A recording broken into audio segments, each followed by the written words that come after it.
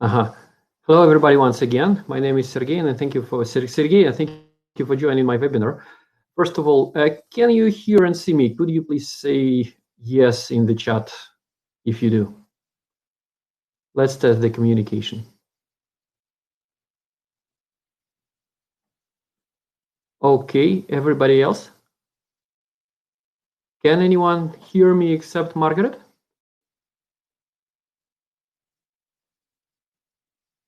Okay, cool, thank you. All right, so the webinar I'm going to hold is dedicated to building efficient remote software development teams and basically achieving your results and overcoming the challenges that you might encounter building software development teams. But before I go to the point, let me introduce myself in brief. I have been managing remote teams since year of 2001. And before that, I was a member of one of such distributed teams working for Intel Corporation as one of their remote employees. So basically, I know very well what I'm talking about, seen it from different sides. As to the moment, I own 3 businesses, which might not be global, but are at least international. The primary one is a custom software development company called HQ Software. Another one is a startup that creates cloud content management system for AR content management. And the third one is a flight school, which is teaching students to fly airplanes, and we do it at least all over Europe. All those businesses generate revenue, so there is something to speak about. And the goal of today's webinar is basically to reverse a view. So I will reverse a view and show you how all this software development process and how all this remote software development looks from the point of view of the supplier. Maria, you cannot hear me. Okay, I will hold on for a second. Please let me know if you can hear me.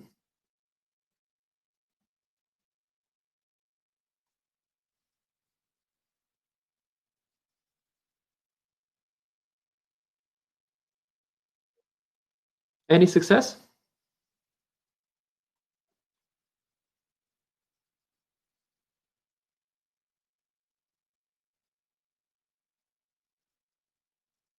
Hello, hello? All right, let me try restarting the video and audio, and maybe it will help.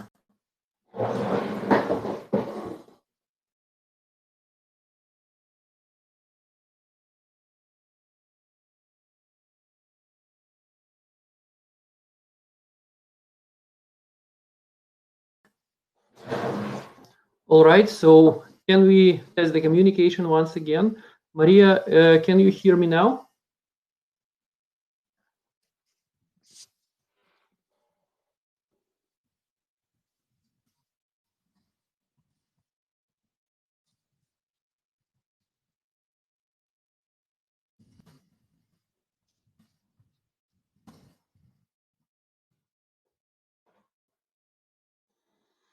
Well, yeah, okay.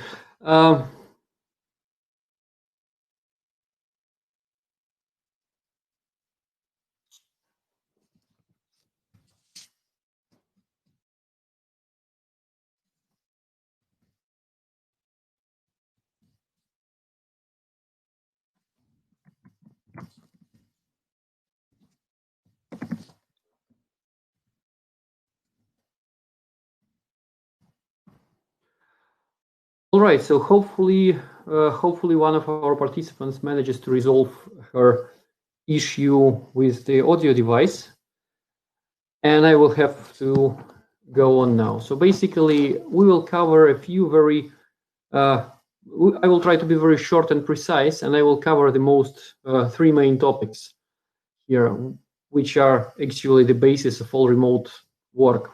One is hire. Second is how to properly hire people or engage with them, how to manage and communicate to them, because I strongly believe that all this remote software development, all the challenges about the process and communication. And another point is motivation and retention, because this is the third elephant this surface stands on. As a small addition, I will cover. I will speak about speak a little bit about possible tricks and tricks you might encounter with the suppliers that might want to earn a little bit extra money on you. So I want you to be. I just want you to know about that, because it's good to see. It's good to see things from the other side. And as I said, I will be trying to reverse in the view and showing how it looks from the supplier point of view. So, did anyone of you had any experience with remote software development before?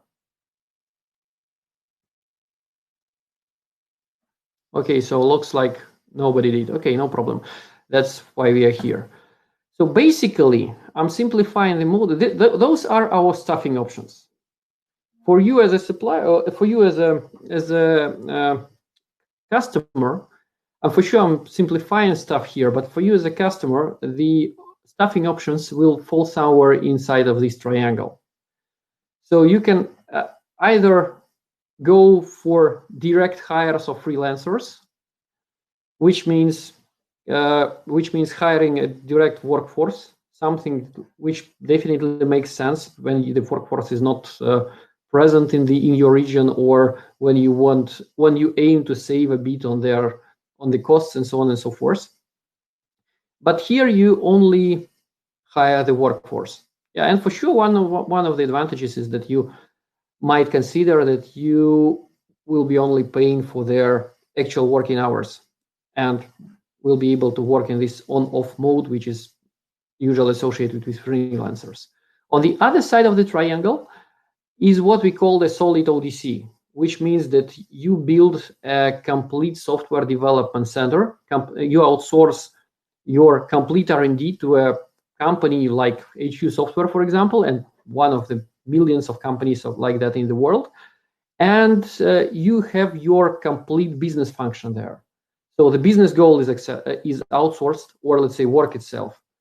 And at this point, the company that you engage takes care about achieving your business goals. First of all, about micromanaging the project, about running the proper process, about hiring and retention costs, keeping the knowledge, and so on and so forth.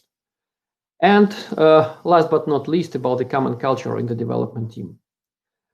And mixed team is somewhere in between, but I on purpose put it in the lower angle of the triangle, because basically, well, some of the customers that we have seen, they go for mixed teams, collecting people from different companies and trying to mix them up into something efficient. Well, this is a very attractive model in theory, but in reality, this is same as freelance. And in addition to that, you eat the drawbacks of both models.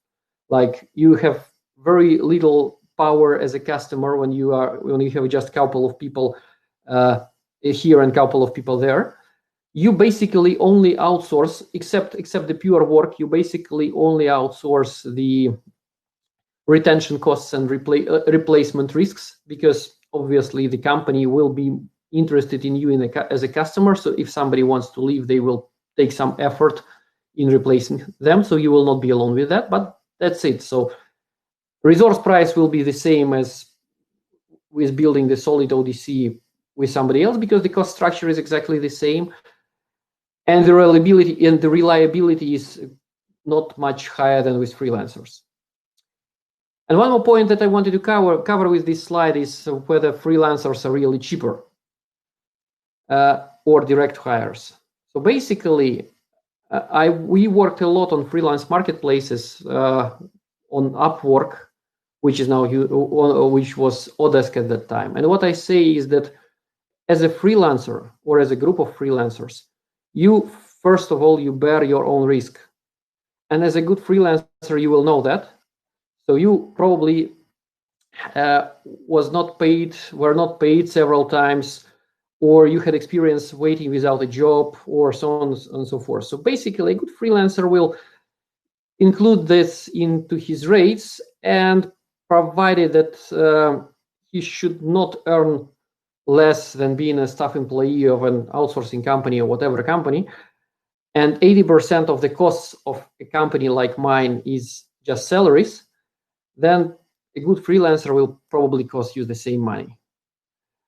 And if a freelancer cannot calculate that, then it's again your problem, because at some point he will understand that he's running out of money and he will start looking for other jobs and collecting more tasks that he can do and so on and so forth. And again, you as a customer will have a problem like that. So basically, I would say that we are a big favor of proper outsourcing. We are big fans of proper outsourcing, which are in the upper left corner of this schema, because, you know, in my opinion, if you go for outsourcing, you should get the max of it, and just going for cheaper resources just doesn't matter. So additionally, it will put a lot of overhead on your guys managing all this horde of different people and so on and so forth. So my favor is you should never go for mixed team. My opinion is that you should never go for a mixed team, because it just eats the problems of both models. If you go for freelancers, then you should be exactly aware that you are only saving on the resource price, but you will have a cost of management and cost of risk on top of that. And if you go on a solid ODC, this will probably take out all of your pain and will probably not be super much more expensive in reality than direct hires. So that's my opinion. And coming back to one last but not least point of the solid ODC, it's a development culture. So basically, a big part of my presentation later on will be about the culture. And on this slide, and with this slide, actually this slide shows you how we define a proper soft skill and proper soft skill and proper metrics for a particular soft skill in our company. So we have a culture code, and we have, let's say, 7 soft skills there, 7 soft competences there that we promote throughout the company, and we measure them. So this is an example, but the problem is, and the message is, that it doesn't matter what is your culture and what is your organizational culture. What are your particular values? What are your particular interests? What is your particular definition of good and bad? The point is that wow, cool, Maria, it's nice to hear you. It's nice that you can hear us. Super. So the issue is that you should share a common culture throughout your full organization, both on the customer level, or let's say in business users level, and the developers level. And this is a vital thing. And if you collect a horde of different people from different places sitting all over places, then it will be sitting all over the world. Some of them will be in Pakistan, some of them will be in Ukraine, some of them will be in Belarus, and so on and so forth. You will have to put big extra effort to put them to a proper culture. And before that, you will encounter all types of misunderstandings. And I will cover these misunderstandings later on. So I'm not asking about your experience at that point. And yeah. So coming to the communication cycle. So coming from stuff into communication. We found out basically from my airline and from my flight school experience, on my piloting experience, I know that whatever is driven by a human factor needs to be double checked. You know, every commercial airplane has 2 pilots, not because one pilot will not be able to fly it. It's highly automated stuff. It doesn't need a pilot at all at the moment, mostly. They are called pilot flying and pilot monitoring. So one guy does things, and another guy fixes the things. So in my opinion, optimal communication structure for the remote development, it might not be the same in the in-house development, but for remote development, it's vital, is something similar to what we have on a slide. As I told you, we prefer managing stuff on our side, and we prefer delivering a business value. Therefore, we need to have a project manager. And it's a very nice idea, in my opinion, to have a project manager on the development side, because otherwise he is too far from the team, and it's difficult for him to control and to understand what is going on. Second thing is the development teams should stay transparent for the client, because it removes a lot of issues, Some of them we will cover in the cheats and tricks point. Some of them are very simple. They should understand what they are working for. But on top of this, let's say, primary contacts, we usually use two secondary contacts. One of them is an account manager, and the account manager is not a guy who does upsales and who sends bills. An account manager is a guy or a lady who checks the overall state of things and collects feedback from both sides, from a project manager and from a client, and acts as a client advocate in the company, and project managers advocate or the companies advocate with the client. It's, let's say, he or she is actually a second pair of the eyes, watching over the perspective from the business point of view and how the team generally performs.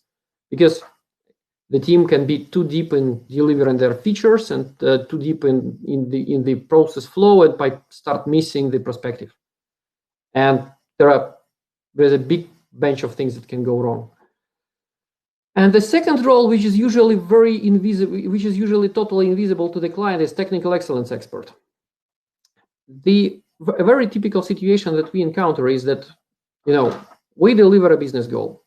We have a client who's usually or who is very oftenly not an IT guy, and he cares for the value for money because he wants to maximize his ROI and better in the short term. Not because he's, let's say, bad, but only because he might not be too technical and doesn't need to be technical because he came to technical guys to solve his tasks.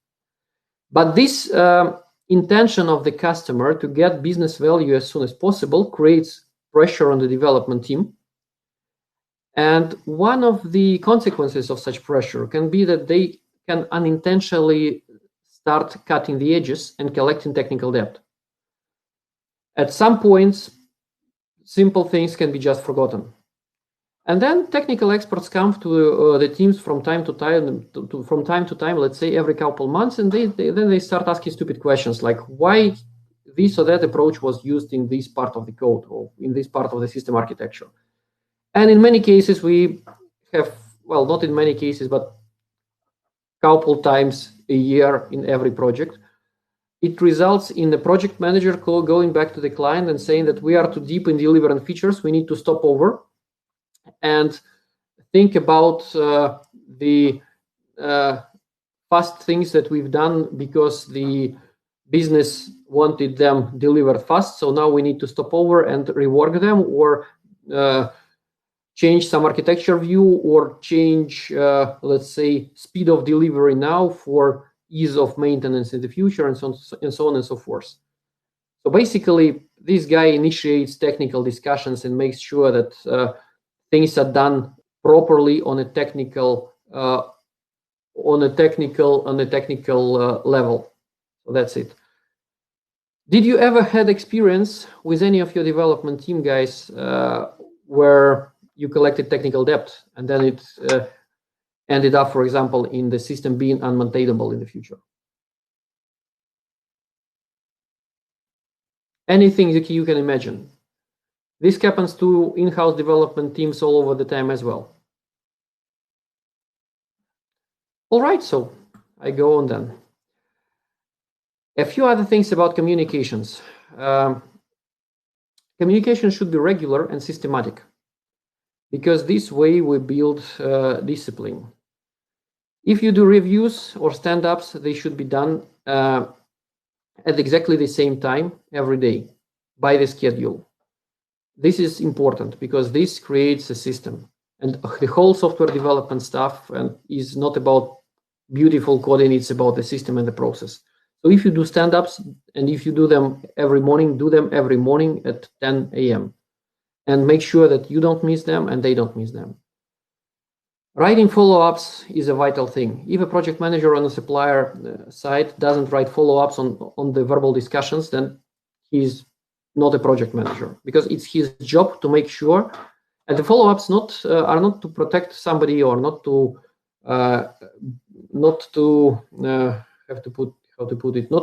cover yourself under behind them. Follow-ups are vital to make sure that there is no misunderstanding, because we can very easily have a verbal discussion. Everybody thinks they understand stuff in the same way, but then we read a follow-up and we see that we don't. And second thing is that when in 3 months we will have a discussion about some feature, we might not remember ourselves the logics of our decisions taken beforehand. So ability to come back to some kind of documentation or a follow-up of a discussion is vital. And also to this, so follow-ups must be written. It's absolutely important. And the second thing is that everything should be kept in one place, like a project archive, like Wiki, for example.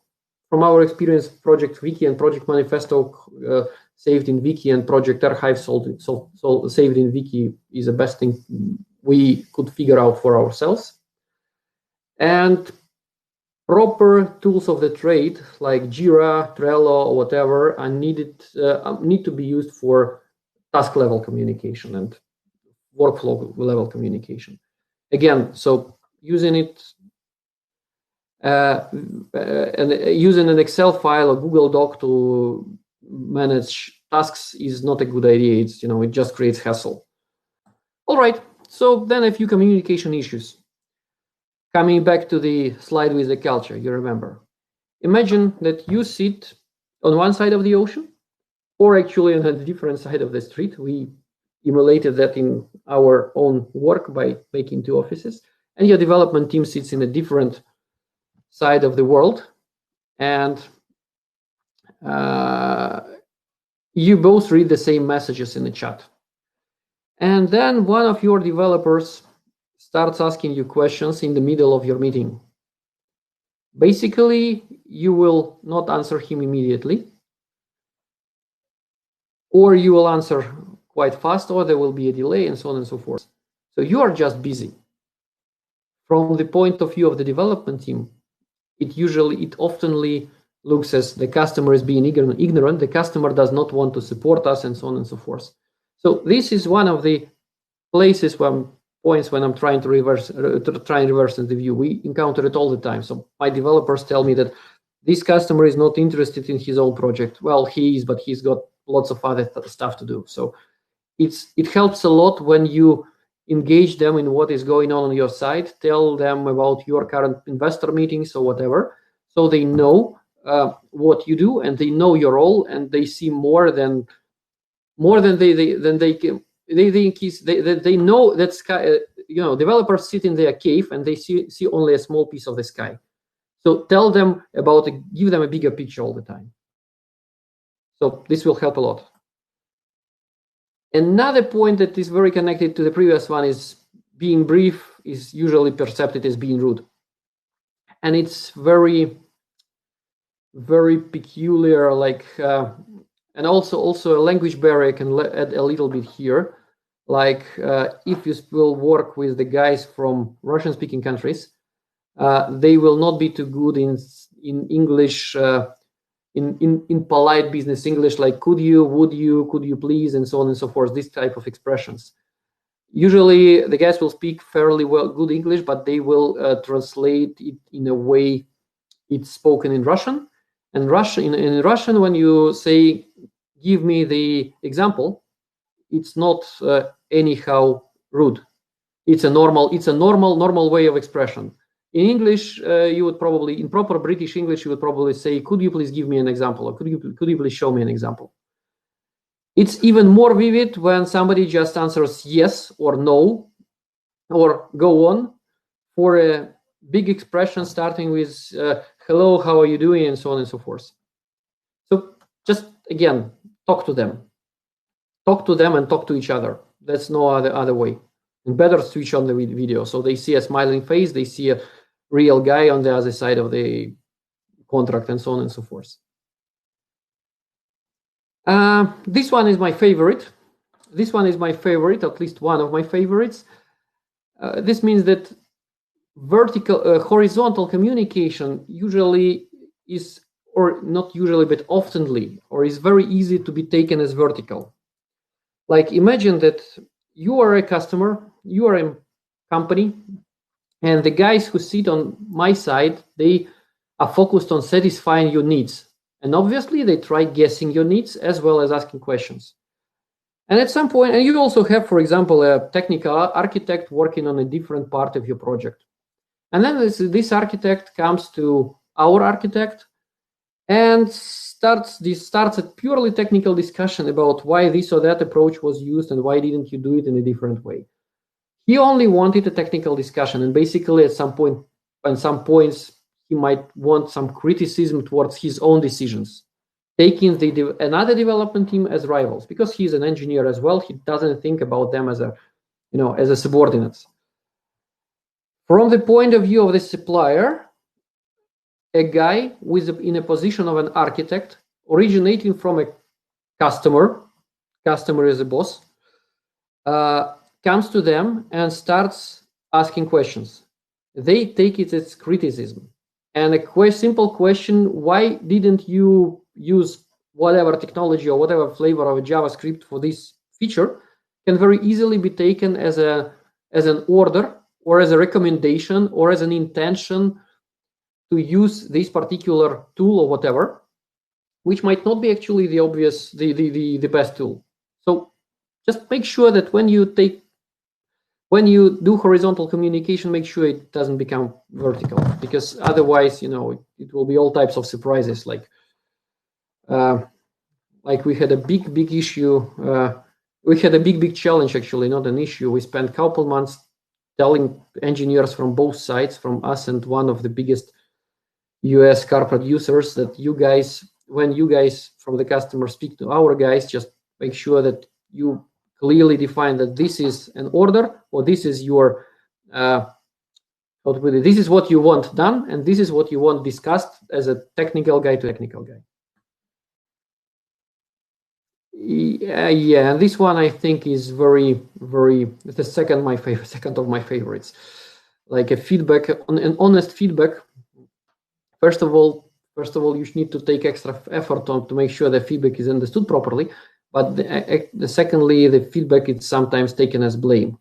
Like naturally, when people get feedback that is not actually so peculiar to outsourcing, it's or remote development, it's the same everywhere. So when people get feedback that is not totally positive, they start protecting themselves. So it's a matter how you give feedback, and you should give it very accurately, and how they take it.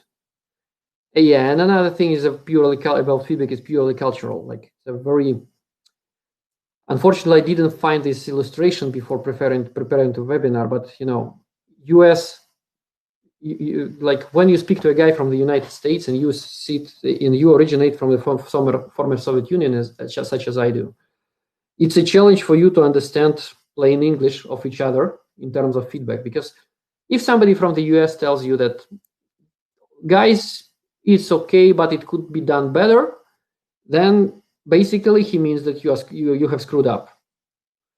And it's a very rare case when people with a British or US culture will share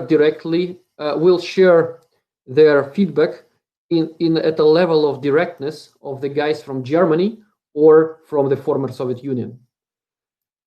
Because and then it's a problem to make sure just set it up, just be clear, and don't try to be super polite. Just try being direct. Don't try to be super polite, but take extra effort to make sure you were understood, and that you were understood properly. That it's feedback, it's precise, it's direct, it's concrete. So you mean that this particular feature could be done better, or this particular feature you're not satisfied with, instead of could be done better, and so on and so forth. So this will help a lot. So this will save you a lot of surprises when suddenly you will start understanding that your team doesn't understand. Can you maybe share some example of miscommunications, like similar to the 4 I mentioned above? Something from your own history. All right, then I go to the third vital part of the story, which is the software development process.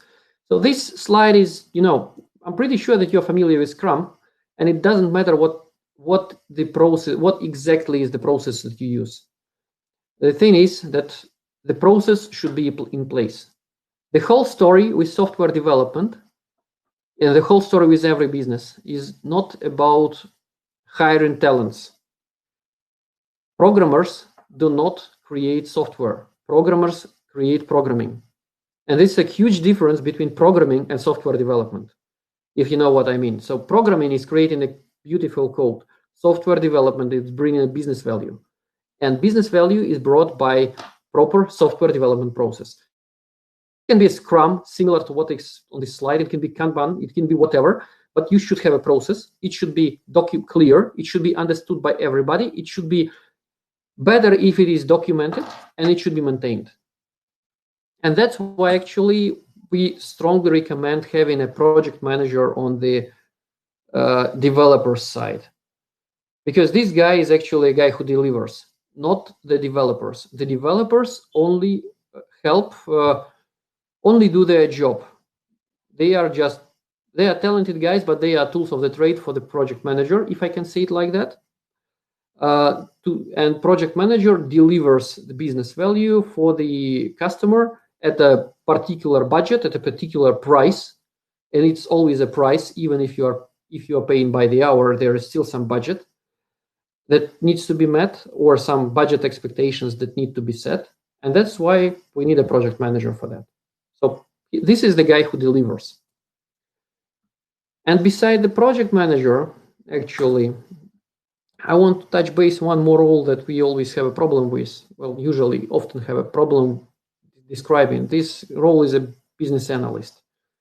Like it's a person who creates requirements and keeps them all together. Just imagine the situation. Like in many cases, customers tell us that they will tell the requirements themselves, or they will document the requirements themselves. Very often it doesn't work. Sometimes it works if we have a customer who is very well familiar with software development and how developers think, but in most cases it doesn't work because you don't have a requirement. You as a customer, you should understand that you usually don't have a requirement. You have an idea. You have a business goal, but business goal is not equal to software development requirements, because very easily you will forget. You will probably tell us that a user should be able to log into the system, but you will forget a lot of trivial things like password, how password reset should work, or how information from different sensors should be put together, how exactly it should be put together, and what are exactly the requirements for the APIs of these devices, and whether they can actually supply proper information. So you will only tell about the needed result. And in a situation when we have a lot of stakeholders in one customer, for example, it's an insurance company, and we talk to a guy who is responsible for reimbursements calculations. We talk to a guy, we get requirements for a guy who is head of sales, who sells these health plans or whatever. And on top of that, we have a budget owner and so on and so forth. It's a big challenge to put all the requirements and put all the needs from all the parts of the community of the organization in one place. So BA is vital. And this part of job is always done by somebody. It can be done by a project manager. It can be done by a team lead. But we prefer have a special guy with a special skill, in addition to a project manager who still knows the goals, who will be focused exactly on creating and documenting the requirements, because without them and with them, we'll have much less effort spent on the development, on the rework, on fixing the improper features, and so on and so forth.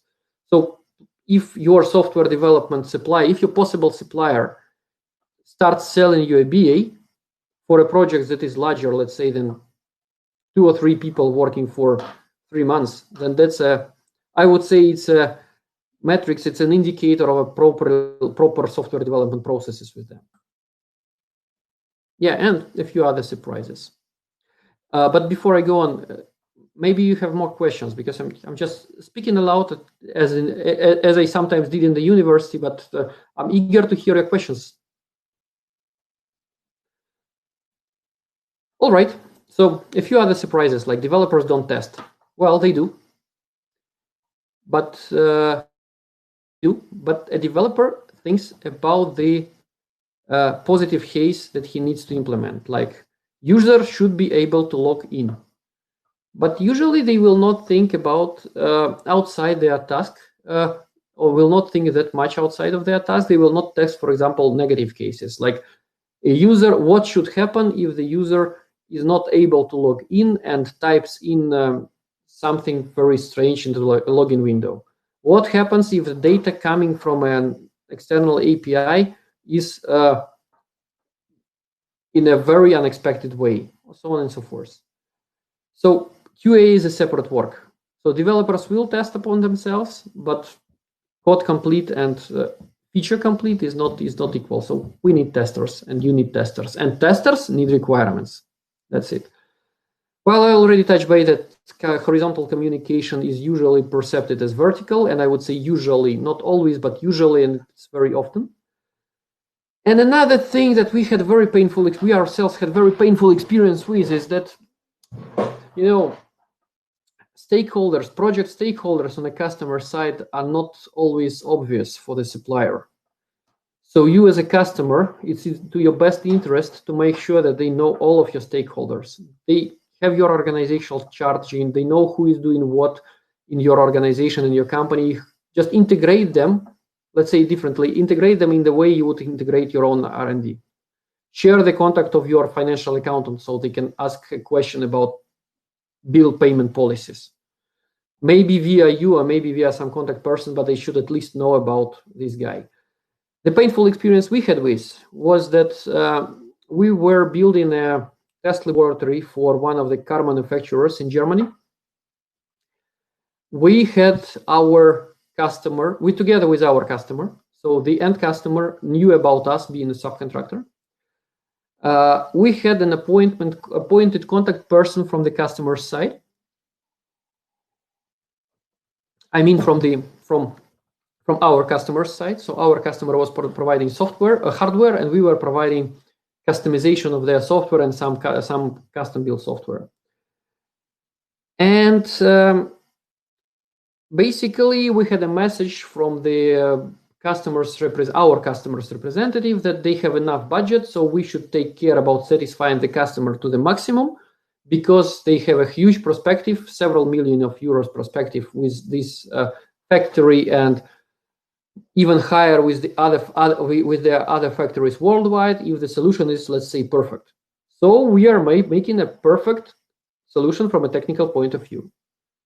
If you had any experience with that, and it was done by Scrum, so basically whatever was demanded by the end customers, people, whatever fantasy they could have was put into the solution, because the budget was told to be, it's more than it's more than you will be able to spend.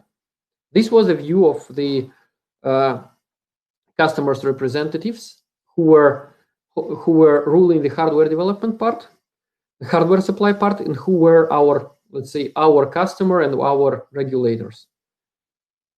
But at some point, salespeople from our hardware company, our customer, came and said that the end customer that they are a little bit surprised with the amount of money spent in their project and with the profitability, because the software development part is far over the hardware development part and far over and beyond any reason.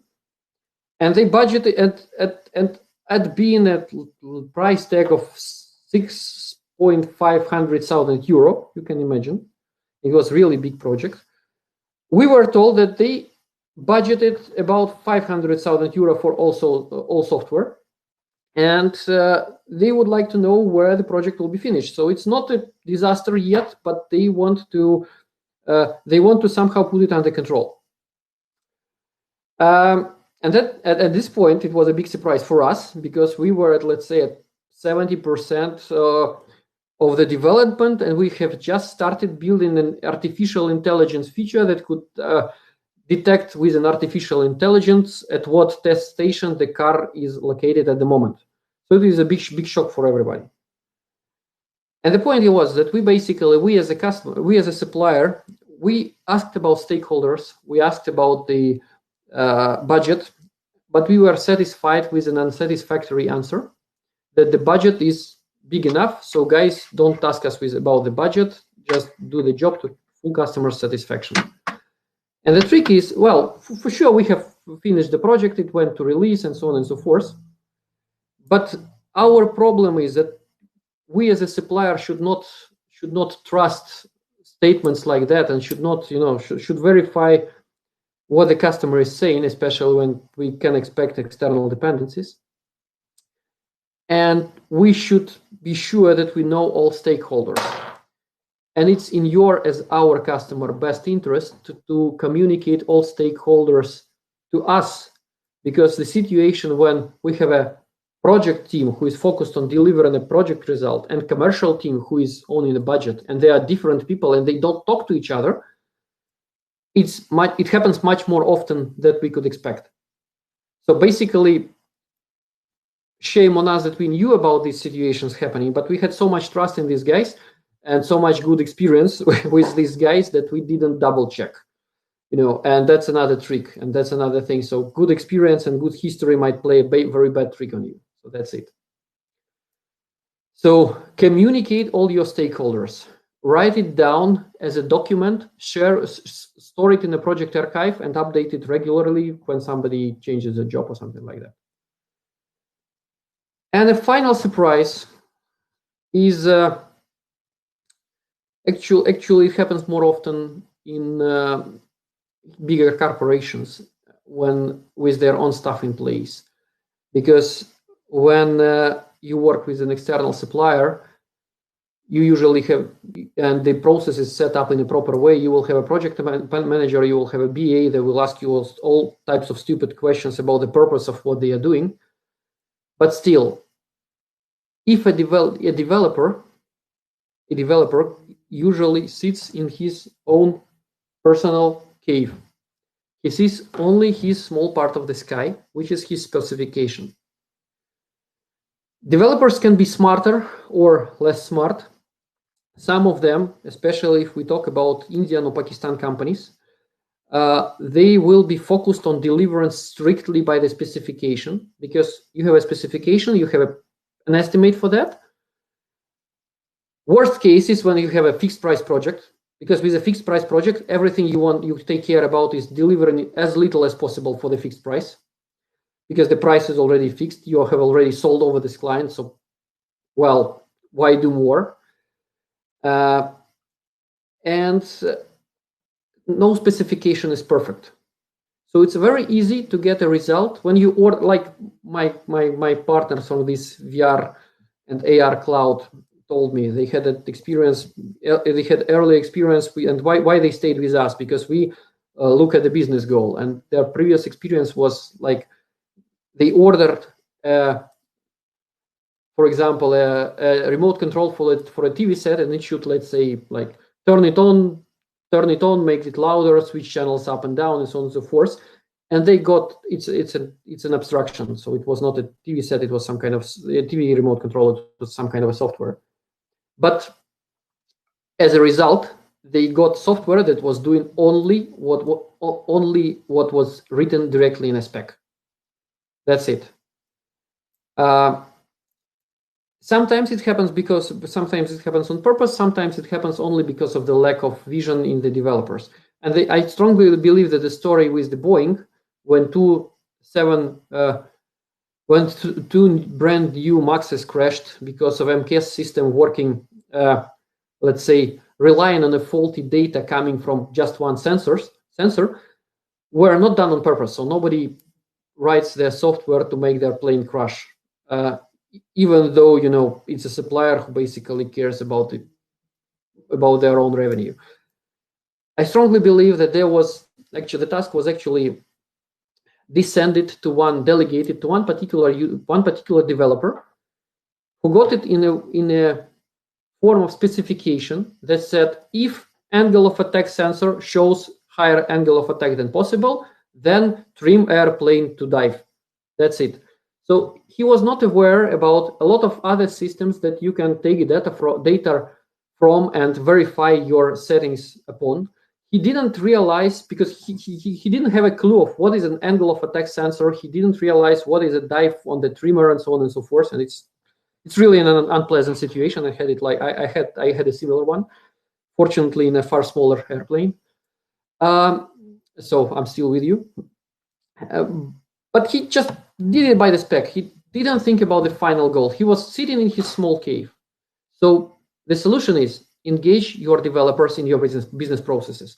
Make sure that they are not working by the spec. Spec is a, how to put it in proper English, spec is a walking assistance device. It's not a replacement for it's not, spec is a walking assistance device, but it's not a replacement for your own legs. That's what I want to say. So fight isolation, and it happens much more often than we could expect. If you had any other surprises, Maria, I saw that you started writing down something, but you didn't finish. If you had any other things, just maybe I can elaborate a little bit more on anything else.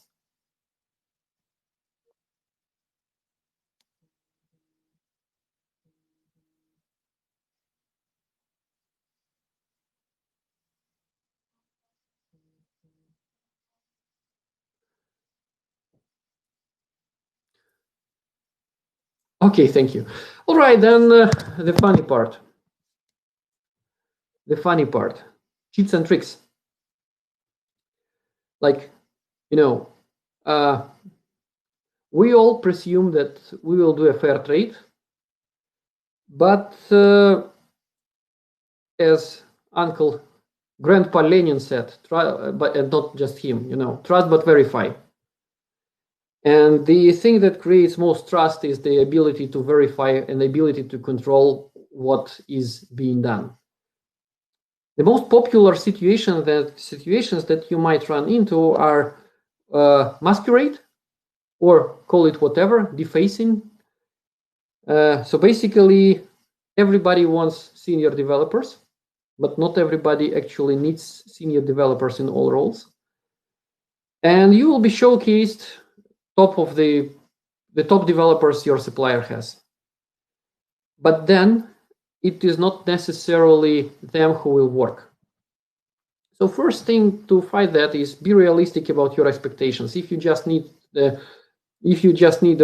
work that can be done by a middle guy, just hire a middle guy. Don't ask for seniors.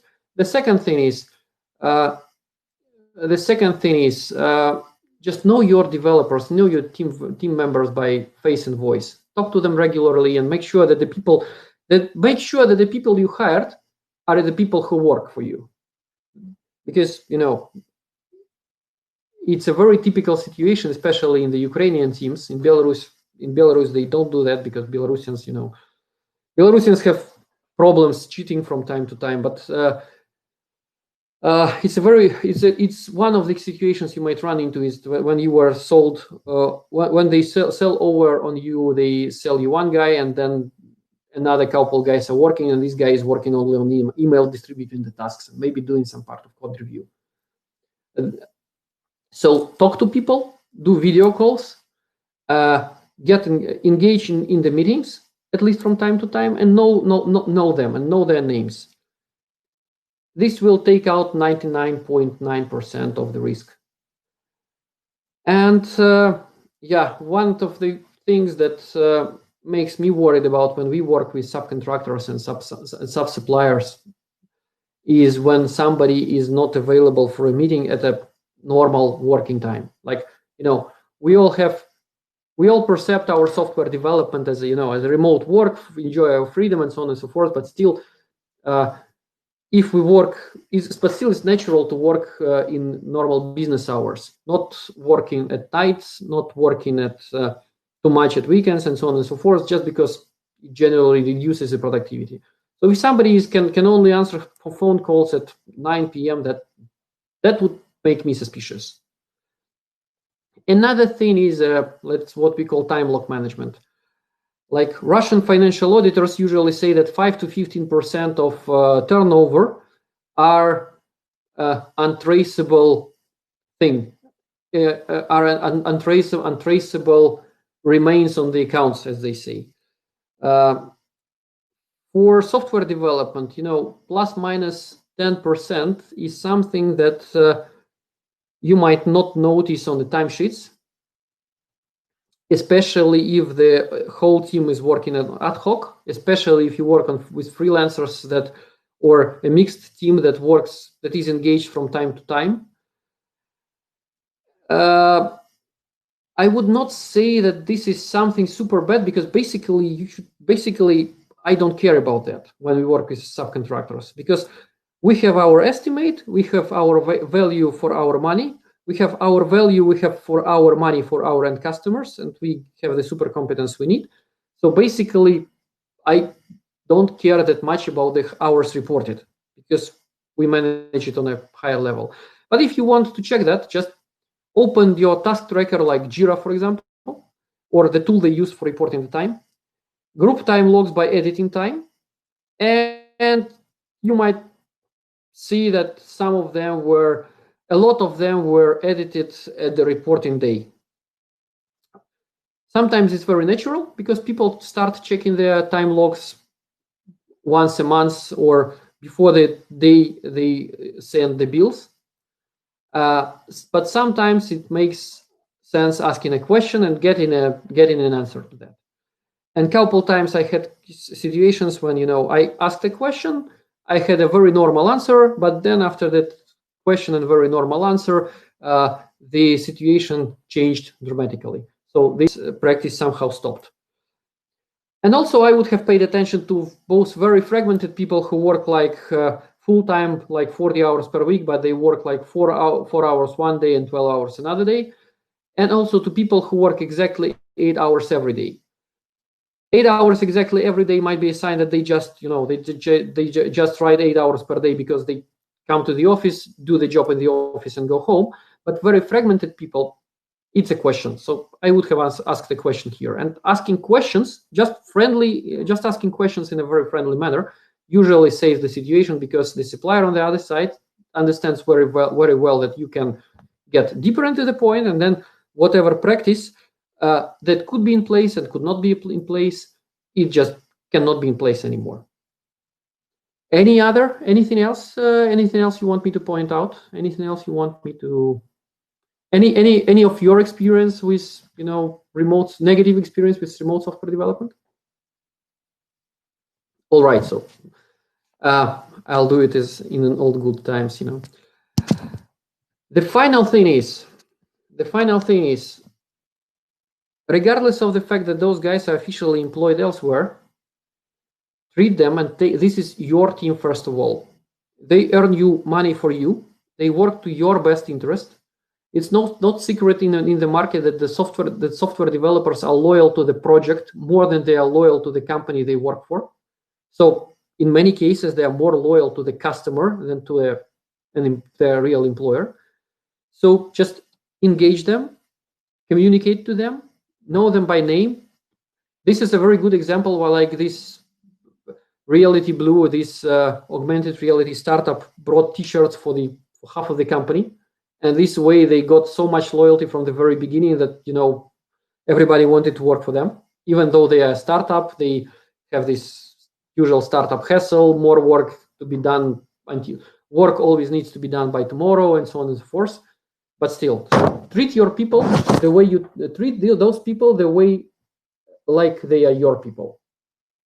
And they will return it in the best way possible, and they will then they will be yours in all means. So that's it. If there is any commercial issue, take it out from the team to the supplier's management. Don't bring it below the project manager, at least. But those are your guys. That's what I wanted to say.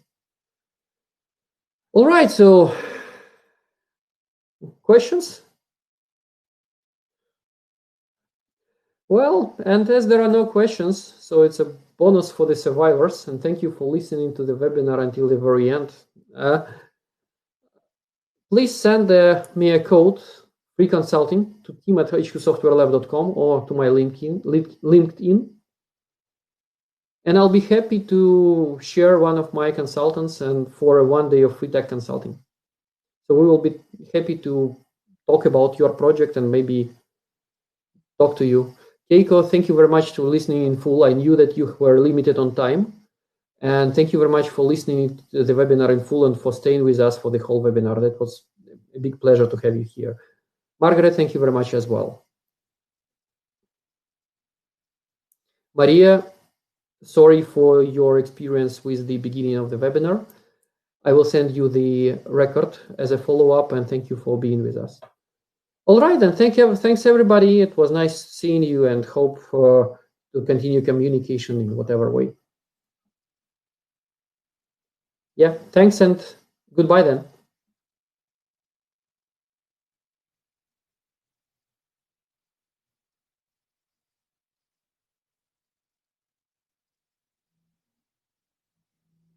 Goodbye.